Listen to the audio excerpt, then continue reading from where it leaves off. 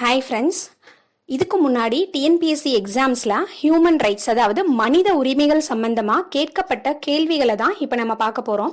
First question, protection of human rights act was passed in 1993. இந்தியாவில் 1993 மனித உரிமை பாதுகாப்பு சட்டம் பார்த்தீங்கன்னா பாஸ் பண்ணாங்க.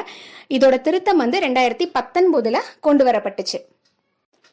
ரெண்டாவது question, human rights courts in the district can be set up by the concurrence of the chief justice of high court of the state, அதாவது state government.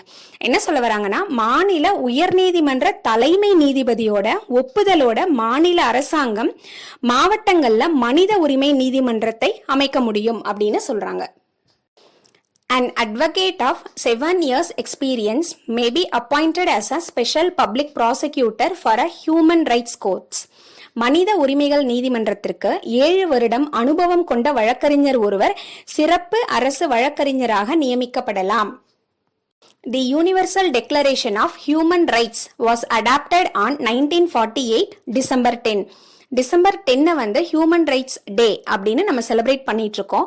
இது எங்க அடாப்ட் பண்ணாங்கன்னு பாத்தீங்கன்னா, யூஎன் ஜெனரல் அசம்பிளி பாரிஸ்ல அடாப்ட் பண்றாங்க.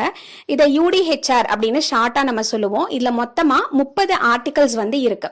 இது தமிழ்ல பாத்தீங்கன்னா, பன்னாட்டு மனித உரிமைகள் பிரகடனப்படுத்தப்பட்ட ஆண்டு 1948 December 10.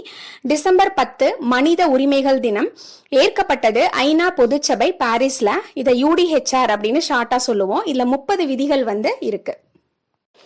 The chairperson of the Universal Declaration of Human Rights in 1947 is Eleanor Roosevelt. உலகளாவிய மனித உரிமைகள் ஆவண பிரகடனத்தின் தலைவராக 1947 இருந்தவர் எலனார் ரூஸ்வெல்ட். கடைசி question, national human rights commission was established in the year 1993. தேசிய மனித உரிமைகள் ஆணையம் நிறுவப்பட்ட ஆண்டு 1993. தமிழ்நாட்டில் ஏப்ரல் 17 1997 மனித உரிமைகள் ஆணையம் நிறுவப்படுது. தேங்க்யூ ஃப்ரெண்ட்ஸ், அடுத்த பதிவில் சந்திக்கலாம்.